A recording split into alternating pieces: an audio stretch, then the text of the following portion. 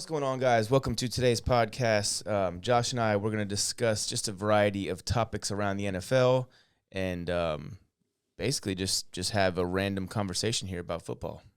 I mean, those are the best conversations, right? Yeah, absolutely. So first thing I want to talk about is the New England Patriots. Like, are they – I think we always knew they were a playoff team potentially or whatever, but now I think it's a reasonable discussion to say, are they Super Bowl contenders? I mean, are they a team that could win it all in Mac Jones' rookie season?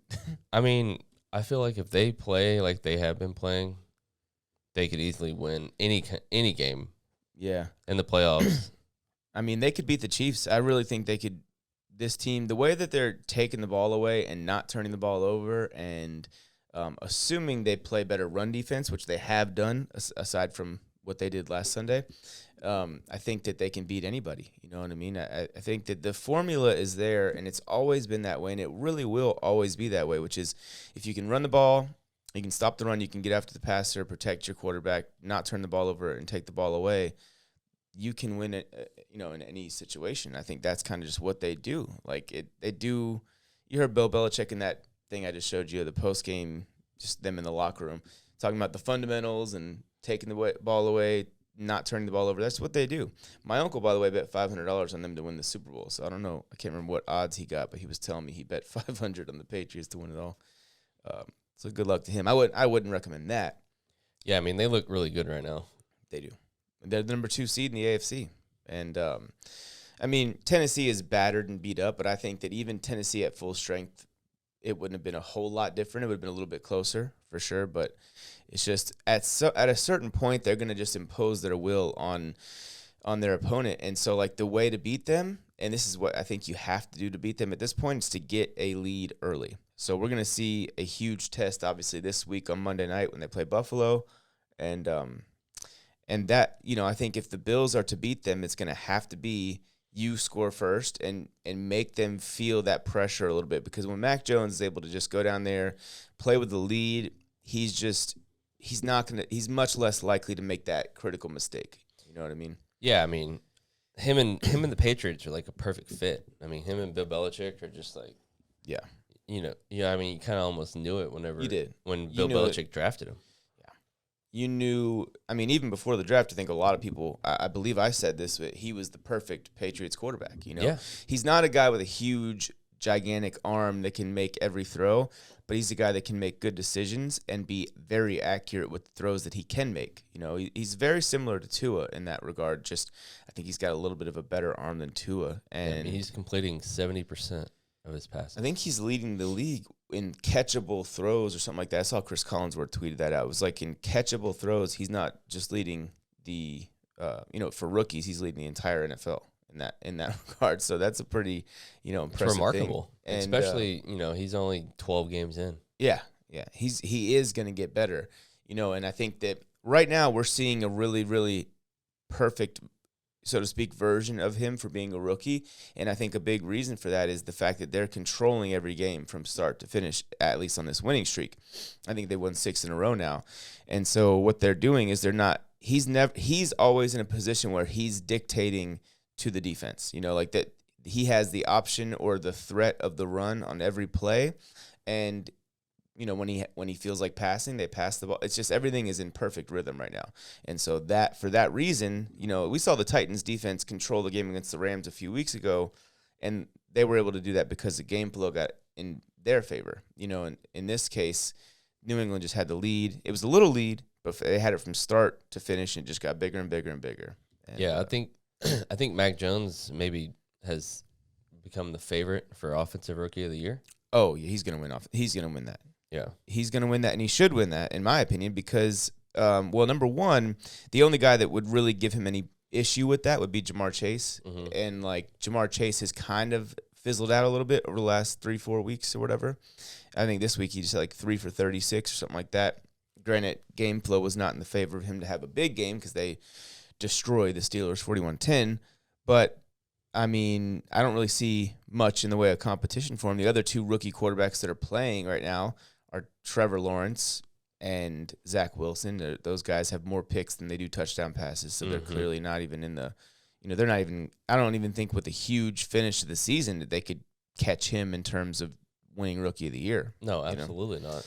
I mean, if Trevor starts, I mean, it's pretty much up between Jamar Chase and now Mac Jones. yeah, But yeah. I mean, Mac Jones is clearly the favorite. Yeah, Mac Jones plays quarterback, and that's always going to be an advantage for you in any type of award. So, Right. but I think it's almost, and I know I'm the one that posed this question, but I think it's almost a dumb question to say, are the Patriots Super Bowl contenders? Because I think they are very much like Any given Sunday, man, if they make their way into the Super Bowl and they play like they have in the last couple, if they play like they did this weekend, they win. I think they're going to finish as the number 1 seed. To be honest with you, I think home field's going to go through New England. I mean, there's a very good chance. I mean, look, the Ravens were able to win a game impressively when Lamar threw 4 interceptions. They were that was great and everything. That gave them the number 1 seed. But to me, I don't like the idea of, or I should say, I don't like the likelihood of the Ravens, if they keep kind of having these kind of iffy up and down performances. I don't know if that, like, how can you say they're going to win more games than the Patriots before the end of the season? So the big key here for New England is, like we mentioned, they play the Bills twice. First one of those Monday night. I'm not sure where this one's at, in Buffalo or New England. It's in Buffalo. Okay, And they played the real challenge. They played the day after Christmas. Okay, well, yeah, I mean that's going to be. Wait, they played. Oh, okay. Their second game is the day after Christmas. You see? Yeah. Okay. Well, we'll see. I mean that obviously will tell us a lot, but I think that at worst for the Patriots, I think they're splitting with Buffalo. Yeah, I mean they play at Buffalo this week, and then they have bye, and then they have Indy, and then Buffalo. Oh, wow. So we're going to find out a whole lot about the Patriots. Yeah, they have a 3-game stretch here.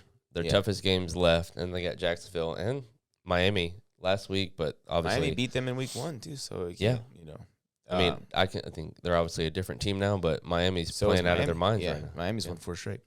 Well, okay, so I think we both agree that they are legit Super Bowl contenders. And then something I was just thinking about on the way over here was, I think the Packers, obviously they're the number 2 seed by a smidgen of a margin. I think it's a half a game in the NFC.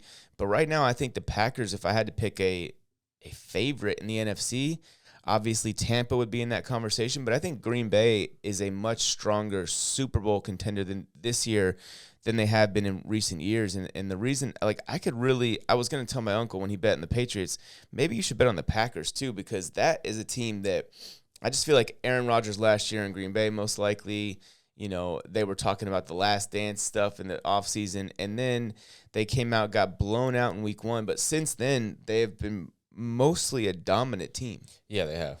I mean, this guy has a incredibly bad toe injury, and he's just, he doesn't care. Yeah, he said when I step out on the field, I expect greatness. So, I mean, Is that what he said? Yeah. I mean, well, I mean, he's delivering that. He didn't play his best game in this one against the Rams, but they were underdogs, which I thought was just bonkers that you make the Packers home underdogs to the Rams. Yeah, that's Speaking shocking. Yeah, and they clearly were not.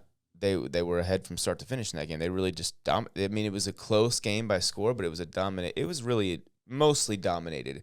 If the Rams don't get those 2 long pass plays, it's really a blowout.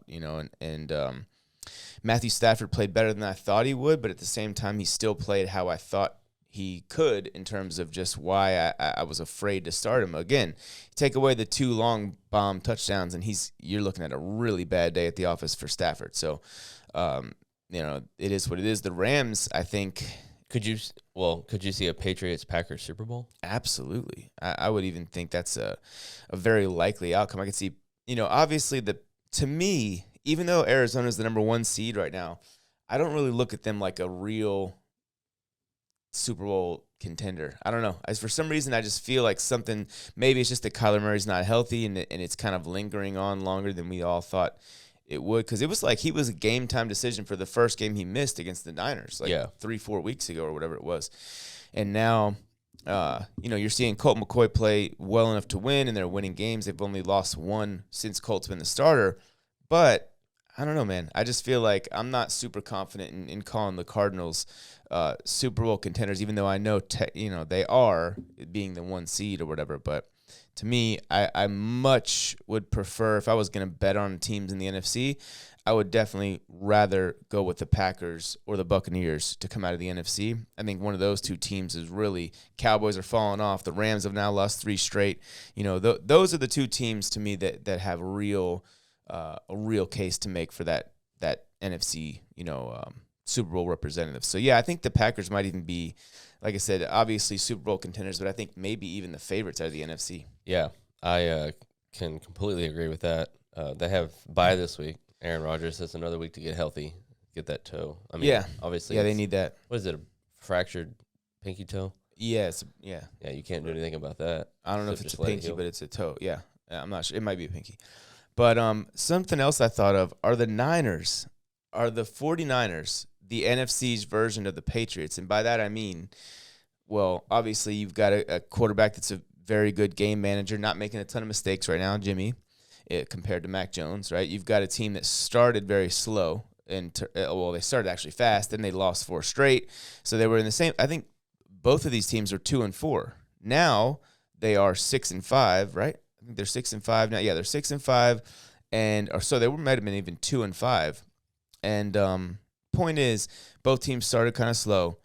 They both are rising now, and they're doing it with a very similar formula, albeit the Niners a little less dominant, right? The Niners and Patriots are both bolstered up by their run game offensively.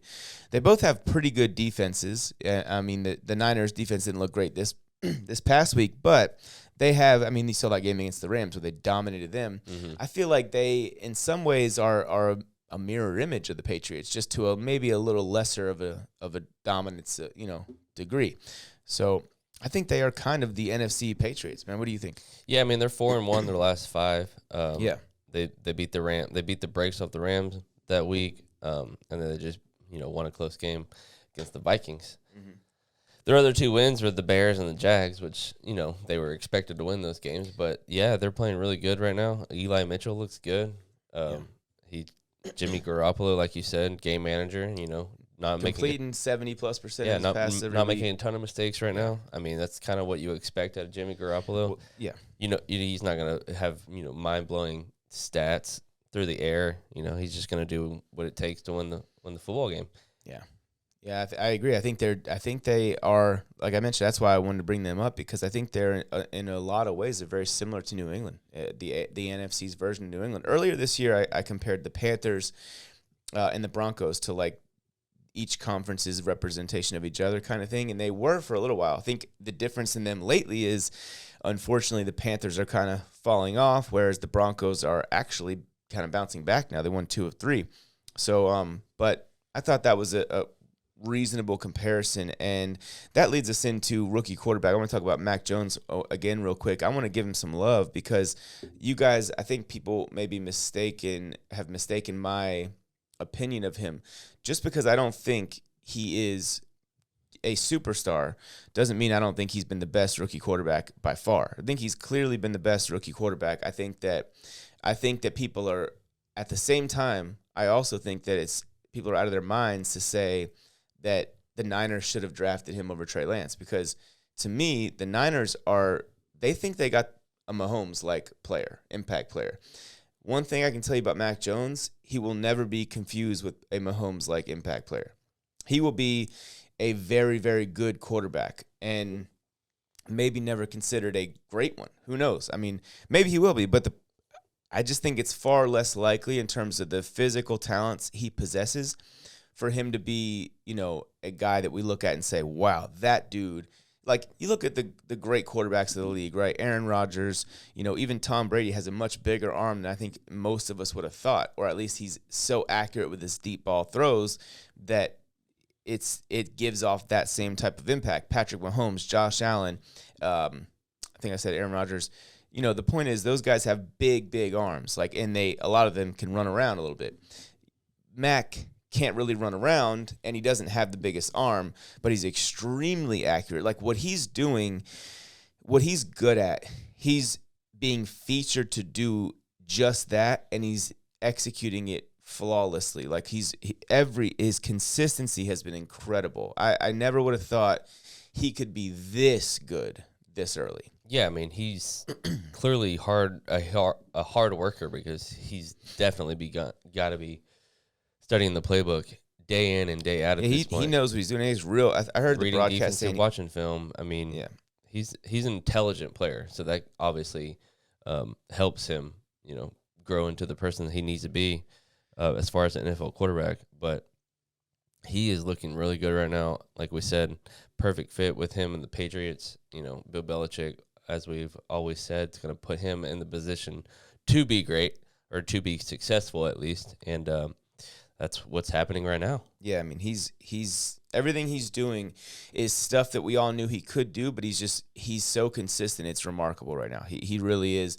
Yeah, I mean, we didn't know much about him coming out of college because he only had one season to play. You know what I mean? Yeah. So it's like there wasn't a whole bunch of film on him from the get-go. And, Bill Belichick said, you know what, I've seen all that I need to see. He got so lucky that Mac fell all the way to 15. I don't think anyone would have thought that would happen. The NFL, I mean, Fields fell all the way to 11. So it was like what if the Bears just took Mac? Like, Belichick, I don't think he had any intentions on getting a quarterback. Thing. Like, if the Bears took Mac, he's not doing what they're doing No. in New England. No, absolutely not. And so also I want to, I know I give you guys shit a lot of times about the Trevor Lawrence thing, but in all seriousness, I want to know if you guys would just comment, let me know what you think or whatever, DM me. But Trevor Lawrence, we've seen the first, 12 games of his career now. I mean, you talk about Mac's been the best rookie quarterback. That's clear. But like Trevor Lawrence and Zach Wilson, how concerned are we about those guys at this point? Because Zach Wilson got a win, but it was an ugly win this past Sunday in Houston. It was not – I mean, I will say Zach did play pretty well in certain situations in that game. And I will also say, we were just talking before the podcast, I think Zach Wilson has had more – even though his stats are lesser than Trevor Lawrence in terms of just it's 4 touchdowns to 10 picks, and it's like completion percentage below 60, all that stuff. I feel like even then, who, Trevor Lawrence? Zach Wilson. Oh yeah, Zach Wilson. I feel like has had more flash plays than Trevor Lawrence this season, in my opinion. I think just like the plays where you look at it and you say, whoa, and even some of those plays are incompletions. Like a drop by Elijah Moore in week 1 against Carolina. There was like certain things that are happening when you see Zach and you're like, oh wow, that's gonna start working out, that play or whatever, even ones that don't make it. But I think that Trevor is just the throws he's missing and just the way he's not succeeding is concerning to me. So I wouldn't be surprised at this point if Trevor Lawrence maybe was never a top 10 quarterback in the NFL.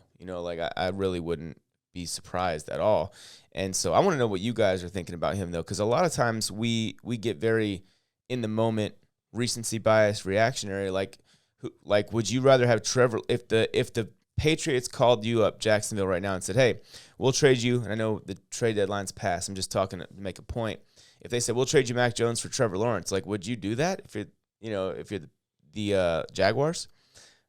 It'd be tough to not do it, right? At this point, because I think Mac Jones in Jacksonville is better than Trevor Lawrence this year. Yeah, but they're still going to give him a little bit of time. Of course. To get going. I'm not talking about the trade deadline's already passed. I'm just saying, like, it's something that I think that just for perspective's sake it's a conversation worth having, because just a few months ago, people were talking about Trevor Lawrence as the best quarterback prospect ever, or the best prospect since Andrew Luck or John Elway or whatever. And now we're sitting here and it's just like he's throwing less than 200 yards basically every single week. He's not really completing a high percentage of his passes. He's not really had a game where you look at it and say, damn, like that, that right there is why you draft Trevor Lawrence number 1 overall, or that right there is why Trevor Lawrence has been the top, the best quarterback prospect we've ever seen. It's been rough. I will give him credit in one way. He's really cut down on the interceptions lately, just 2 of his last 6 games. But again, just 3 touchdown passes over those 6 games, and he's still just completing 57% of his passes in those games. So it's like it's not been pretty, I mean, no, it hasn't at all. Not been pretty at all. And Zach Wilson just came back from injury, so I'll wait and see how he does the next couple weeks. But I need to see more from him as well. So, but right now, I wanted to just reiterate the fact that Mac Jones, definitely the best rookie quarterback by far. Absolutely. Definitely, to me, what we were saying earlier, I think he's the rookie of the year, Yeah. the offensive rookie of the year, especially if things continue in any way, shape, or form how they have gone.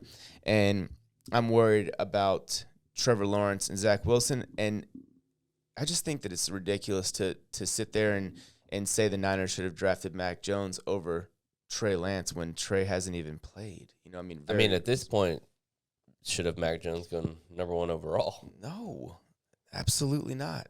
He shouldn't have. Yeah, but if you're asking the question, theoretically, if the Jags would trade Trevor Lawrence for Mac Jones, I mean. No, my point is this. Are you worried about Trevor Lawrence? That's all I'm trying to say. Like, would you rather just go with the sure thing that is Mac Jones, that appears to be Mac Jones right now, or do you still believe as strongly in Trevor Lawrence? And the other part is Trey Lance is a guy that hasn't played. So we can't, like, if anything, I would say Trey Lance should have gone number 1 because that was my number 1 quarterback, and nothing has changed. Obviously, he hasn't played really, so nothing has changed to make me say anybody else is the number 1 quarterback. I still think Trey Lance is the best quarterback, or will prove to be the best quarterback from this draft.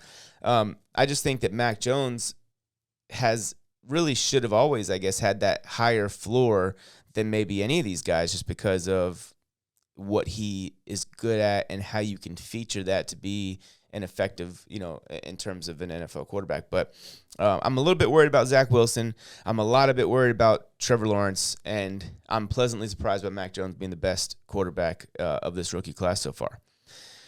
Let's see. So the playoff picture has taken one hell of a change this week in particular. So Washington escapes last night's game, and Ron Rivera was walking off the field. I don't know if you saw that. He was screaming like, let's fucking go and all this shit to the fans. He was fired up because that win, and Rivera knows this, puts them in the 7th seed now. This team was 2-6. They've won, I think, 3 straight games, and now they're the 7th seed. So it's the Niners who have just overtaken, I think, the Vikings as the 6th seed, as the 6-5 Niners with a head-to-head win over the Vikings. Washington is now in the 7th spot with their 5-6 record, and I guess they must have a better conference record than Minnesota, because Minnesota. So basically, you've got sitting at 5-6, you've got Washington, who's in right now, Minnesota, Atlanta, New Orleans. Those are your 5-6 teams. Philly dropped the ball in a huge opportunity to go to improve to 6-6, and they would have been the 7th seed. Now they're a game behind, or they're a half a game behind Washington. But even at Philly being 5-7 is only a half a game out, and the Giants. Dave Gettleman's apparently going to be fired, right? The Giants are 1 game out of the NFC Finals 7 seed. They're 1 game out, technically speaking, and they have a win over Carolina. So if they beat the Eagles. So if they beat the Eagles again, because I think they still have to play them again, and they beat the Saints, the Giants would have to win out essentially. Maybe. It just depends on how this all goes. But yeah, they'd probably have to win. I don't think they could afford losing more than 1 game from here on out. But the point is, they're 1 game out, so you never know. It depends on what these other guys do. But I think it's pretty damn cool that Washington is. I've been saying it all year long. Don't count Ron Rivera out, because if you give him a chance, and I think to me their big break came when they beat the Bucs. Like, that was a huge win, and that was I believe the first of this winning streak, because they beat the Bucs, they beat the Panthers, and now they beat Seattle on Monday night. So, yeah, man, Washington, they're playing with a quarterback that's got the mojo and Taylor Heineke. They're playing with Antonio Gibson with 36 touches last night, which was awesome from a fantasy owner standpoint. But like, I think the defense is playing better. I think Washington, I'm pretty optimistic for them, from here on out, because I think that they just have a coach that doesn't quit, and he knows how to keep his players engaged. And that's what Ron Rivera did multiple times in his Panther career as their head coach, and last year in Washington, same kind of thing happened. And so yeah, in the NFC now, Washington and San Francisco are playoff teams as it stands today. And then in the AFC, the Broncos and Raiders take a huge step in the right direction with wins. The Broncos beat the Chargers and really beat them handily. And one of my locks of the week was the Chargers, by the way. So we should have all bet on the Broncos if we've been paying attention. And then the Raiders, of course, go in on Thanksgiving Day in Dallas and beat the Cowboys in that wild, crazy, penalty-filled game. But then the Browns lose in a game they intercepted Lamar Jackson 4 times and still lost. So the Colts lost a tough one to the Buccaneers. on basically the last play of the game kind of thing, or last drive of the game. And then the Steelers now have lost 3 straight games. Yeah, the Steelers are not making the playoffs. Or 2 straight games, but the Steelers are, they're out right now as it stands. Just a couple weeks ago, they were in when I did this whole podcast about the AFC and NFC wildcard spots. Pittsburgh was in at that point. Now, they were 5-3-1 then. Now they're 5-5-1. They lost 2 in a row, and then they tied the week before that. So it's a winless 3-week stretch for them. Yeah. Yeah, I just think that's tough. But Indy is still a dangerous team. The Chargers and Broncos. So the Chargers are still 7 seed, by the way. 1, 2. Yeah, they are. But they don't look good right now. Well, they looked great against Pittsburgh the week before, and then this past week they looked awful against Denver. That was a game. That was kind of They're either on or they're off. Yeah, they're very inconsistent, and I think a lot of that has to do with that they don't have any running backs run game consistency. Their running backs don't run, and Herbert's been running more lately, and I think that's great, but they become, I don't know, a bit one-dimensional, and they're not willing to run Herbert as much as like some teams would be willing to run their quarterback in this situation. So, I mean, yeah, their defense played well enough for them to win that game in Denver. It wasn't really their fault. It was just the offense had a tough matchup and had their hands full, and Denver came out after their bye week very inspired, and played well. So now you've got, in the AFC, you've got the Chargers, the Broncos, and the Raiders that are all 6-5. And, of course, the Broncos and Raiders currently on the outside of the playoffs looking in. And then you got the Colts at 6-6. It's crazy, though. Raiders fans just a week ago were ready to bench Derek Carr and put Marcus Mariota in the game. Of course they were. And now it's like Derek Carr's a top 10 quarterback again. It's crazy how this Raiders thing Raiders goes. fans are so emotional. I think all fans are. But like that's More just how this so in stuff goes, Oakland. man. Or I guess Vegas now, but Yeah. all their fans are from California. So Yeah, I would say so. But then I think Colts and Browns right now, same record, same spot, right? Both 6-6 teams. I just feel like the Colts are in a much better position than Cleveland. yeah, I mean Cleveland just doesn't look good right now. Baker Mayfield's obviously hurt. Yeah, he's hurt, and 3 different injuries right now. I mean, he's just, he doesn't look comfortable out there. I will say that. he doesn't. He's pressing. Yeah. And I think that the worst thing Kevin Stefanski could have done with a pressing injured quarterback is put more on his plate. Like that, instead of like Running the the logical ball? thing, running the ball when you get Kareem Hunt back, you got Nick Chubb back. Instead of that, in a game where the opposing quarterback throws 4 interceptions, you decide, hey, we're just gonna put it more on Baker's plate. Let him throw it 40 times. Let him drop that back. was a golden opportunity for them to Oh, stay yeah. in the playoff hunt. Absolutely. That they would have still been in the division hunt with a win there, because they would have been 7-5, and then that would have dropped Baltimore to 7-4. Mm-hmm. So that would have been huge. They would have been a half a game out with a heads-up advantage over them. Instead, they're out of the playoffs, And Baltimore didn't play well that night. They had every chance to win that game. yeah. No, I agree. So it's just crazy how things happen, and I think that right now, as I said about Washington a few weeks ago, don't count them out. I'll say the same thing right now about the Giants. 1 game out. It's crazy. They're like the 11 seed or whatever, 12 seed. No, the 13 seed actually.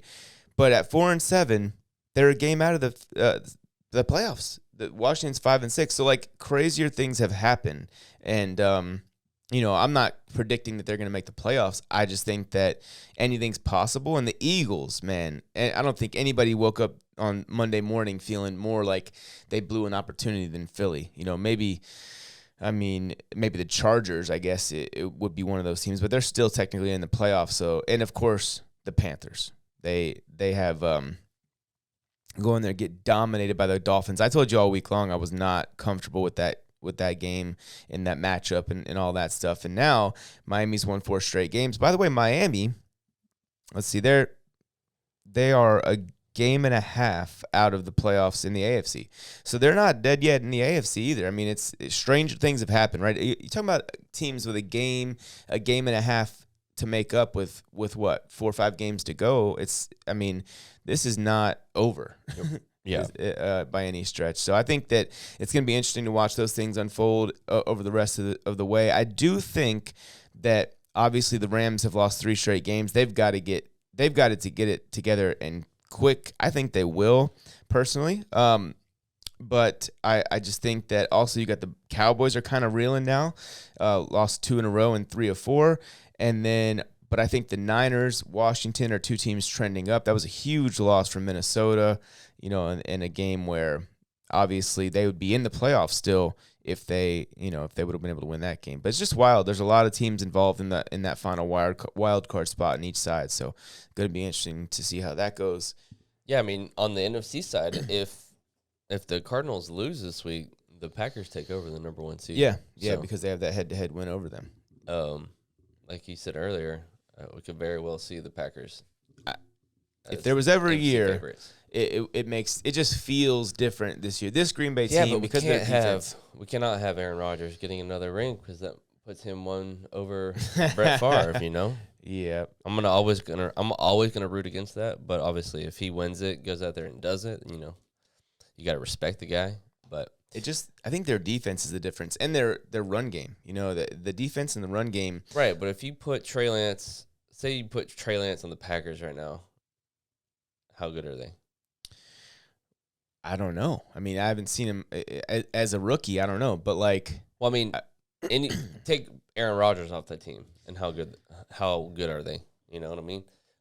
He's an MVP candidate for sure. Yeah, he's remarkable. But I definitely think that they are a complete team. So, for example, if Mac Jones was their quarterback, I think they'd be very close to where they're at now. And I mean, maybe a game or two difference, probably. Mm-hmm. But I think they are that good everywhere else that they can be counted on. I mean, the defense has won them many games this year. I mean, they shut out the Seahawks a few weeks ago in what was a must-win game for them. So, the defense, I mean, look at that stretch. The graphic statistic people were showing where the Packers, what they did to Mahomes and all those quarterbacks they played for 3 or 4 weeks in a row, elite level quarterbacks, they completely put the clamps on them. So I think this year, that's why I'm saying it just feels different because the whole surrounding, just the entirety of that team, the completion of that team seems legit to me. Mm-hmm. So, two last things I want to talk about is the awards right now. If you talk about Coach of the Year, I don't know who do you think wins Coach of the Year this year? Who do you think would be the guys in the conversation right now? The favorite right now, I would say, is Bill Belichick. Absolutely agree. Now, has he even won? I think he maybe has won one, but I don't know if he's ever won because I think we just expected greatness from him, right, at a certain point. But definitely Belichick's one of my candidates as well. Who else would you say is in the conversation for that? I like Cliff Kingsbury for one, just because they've played 4 games now without Kyler Murray, mm-hmm. and they've only lost one of them, and that's with Colt McCoy. So, I don't know, man. To me, Arizona, it's tough not to put them or put Kingsbury in the conversation. I've been critical of Kingsbury, but I got to be real. The dude is, I mean, come on, man. You got to give him some credit. Right now, they're the 1 seed. 9-2, and basically over a third of their games are without Kyler Murray and DeAndre Hopkins. So, and J.J. Watt. Yeah, but like you said, Bill Belichick is, we expect greatness, but this year it's just he's the favorite right now. I mean, he's definitely the favorite right now. I agree. But I'll also say, depending on how the Bengals finish, right? Mm-hmm. Depending on how depending on how certain the 49ers in Washington, depending on how they fit, if those teams win out, if the Niners or Washington win out, right, and they finish 13-5, or in Washington's case, 11-7, I think that or 12-5, I guess, for the 49ers. I think that you'd have to consider Kyle Shanahan or Ron Rivera for Coach of the Year, because when teams Matt start, LaFleur too.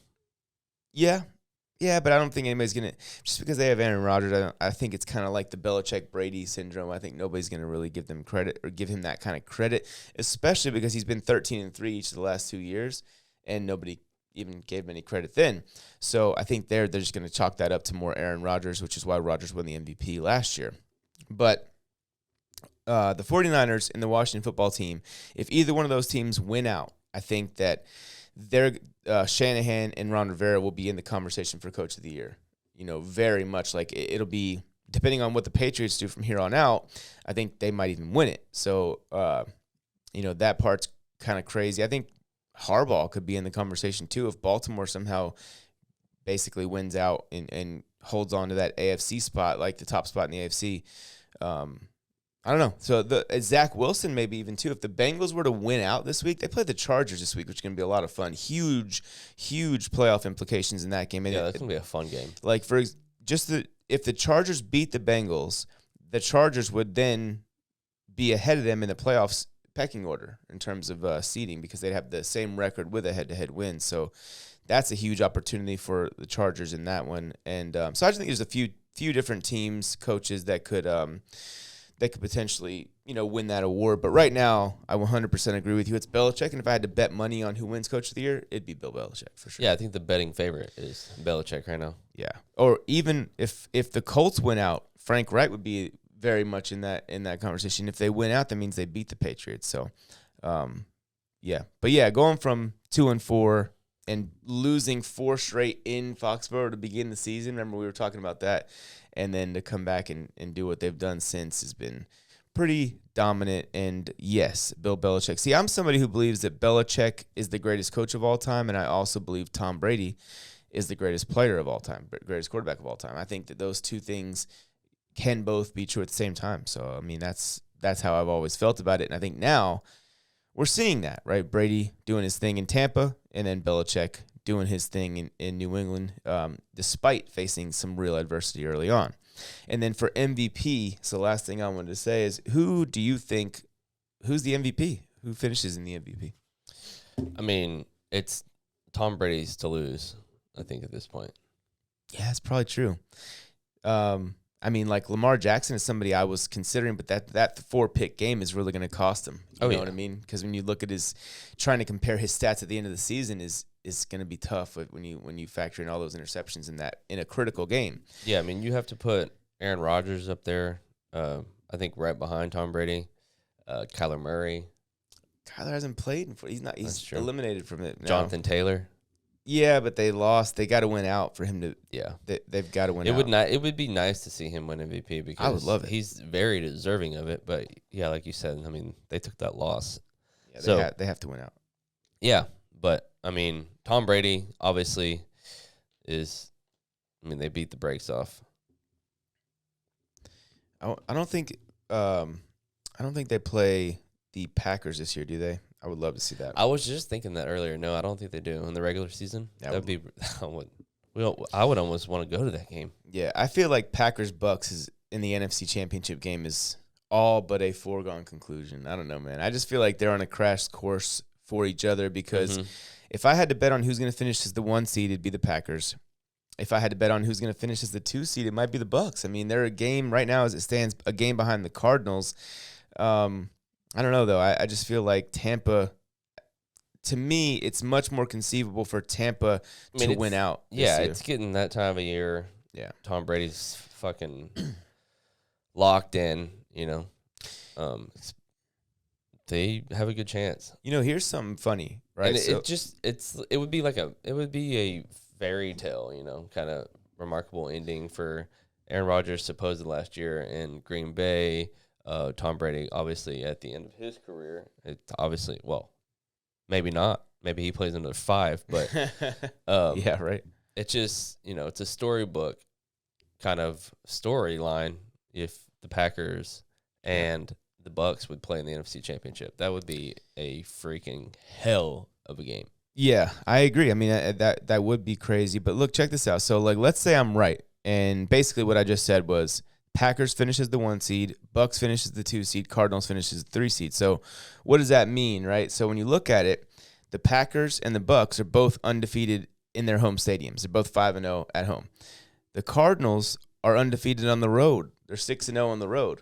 So it's almost like that wouldn't be horrible for Arizona because Arizona is one of those, like Phoenix where their stadium is one of those fan bases where they're not the Cleveland Browns fan base. They're not a die-hard fan base. They are a bunch of different, so their home field advantage may not mean quite as much as in Green Bay, there's going to be all Packer fans. Oh, yeah. Well, right now in Tampa, because of what they're doing and Tom Brady and all that stuff, I'm sure it's going to be a whole lot of Buccaneer fans. That's why they're 5-0 in Tampa. So, maybe the Cardinals, if anybody, could maybe they're cut out to win some games on the road. So maybe being a 3 seed wouldn't hurt them. I'm not going to say they can't win the Super Bowl, but I'm going to say if I was to bet on a team, it would be the Packers or the Bucs to come out of that NFC.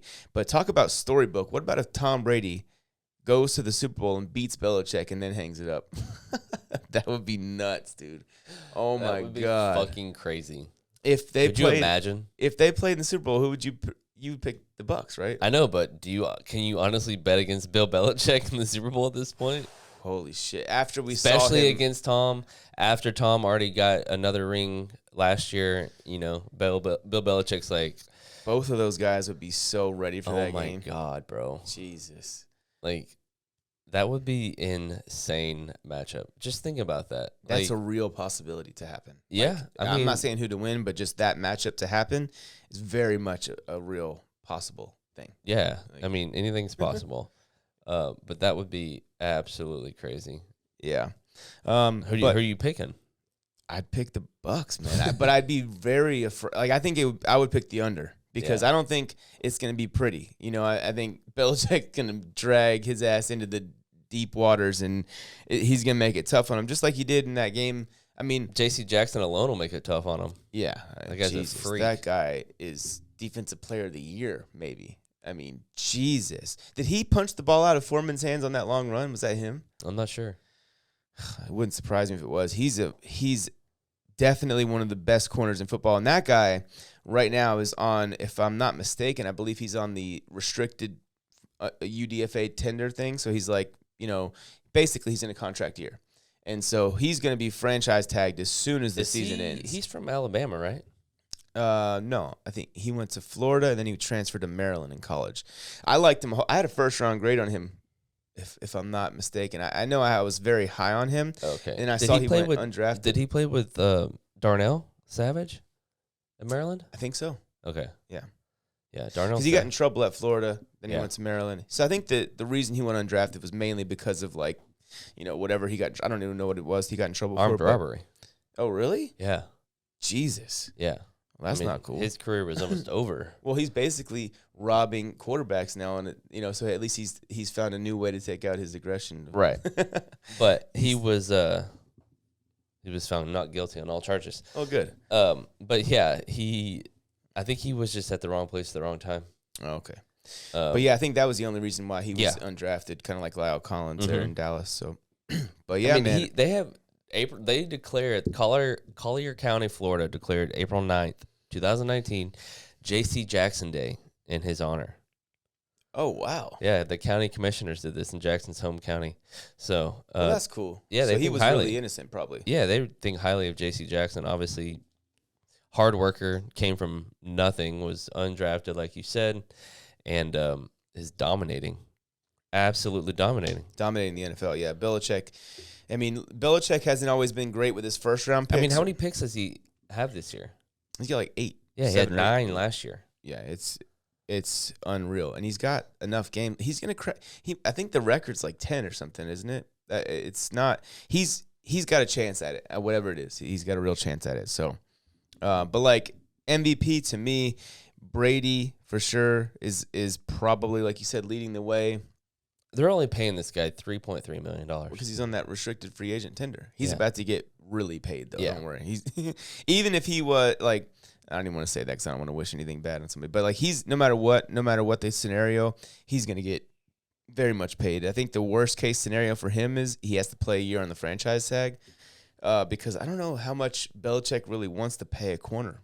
I mean, I say that, excuse me, but he did pay Stephon Gilmore a ton of money. So if Yeah. J.C. Jackson's willing to take just a little less, Belichick I bet would give him that big time contract. But otherwise, what'll probably happen with him, and this is kind of messed up for me to say, but what will probably happen is he'll get paid somewhere else and not be great, and then he'll come back to New England a few years later, and and then he'll be dominant again. That's just I don't know. It's like a conspiracy theory. These guys are just intentionally not playing well wherever they go, and they come back home to New England and they play for a very reasonable amount of money and they dominate again. Mm-hmm. But yeah, I think Tom Brady for MVP is something that makes a lot of sense. You know what a dark horse MVP candidate before he lost this past weekend was Kirk Cousins, man.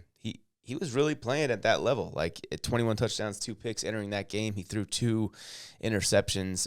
If the Vikings were to win out, Kirk Cousins would be a name that people would really start pushing for that award. And but yeah, I think you're right. I just the more I think about MVP and how it might shake out, like the more I think it's just almost a lock to be Tom Brady. Yeah. If it's his to lose. If the Chiefs win out, it could be Mahomes, but he'd have to start playing better because he's not been playing well, right, at all. So, but yeah, I think that's and he's got a tough matchup this week. Who, Mahomes? Yeah, against Denver. Yeah. So we'll see what he does this week. But yeah, like you said, Tom Brady. I mean, he's MVP. I think he's gonna. Who's Defensive Player of the Year? J.C. Jackson. It's sure. It's got to be J.C. Jackson. I mean, who's the betting favorites right now? I don't know. Defensive Player of the Year, it's probably J.C. Jackson is the betting favorite. Dude, the guy he gets a takeaway every game now. It's just like, it's literally becoming a thing where you just wait for the J.C. Jackson interception. Myles Garrett. Defensive Player of the Year? Yeah. Well, he's got like 15 sacks. Yeah. I mean, league leading 14 sacks. So, yeah. I think T.J. Watt's up there in that. Trayvon Diggs, T.J. Watt. J.C. Jackson. Trayvon Diggs was but Trayvon Diggs has kind of been getting roasted lately, and J.C. Jackson. Yeah, well, the whole team has been getting roasted lately. Can't blame it all on Trayvon Diggs, but I'm not. I'm just saying, like, he's been giving up his fair share of his own one-on-one situations. He's been giving up his, and he was doing that even when he was picking every other ball off. He was also giving up something. Like, remember that long touchdown against the Patriots he gave up, and then he picked off another one. It was like that's kind of what he was doing. He wasn't getting torched all the time, but he's given up. I would bet a lot more than J.C. Jackson has. J.C.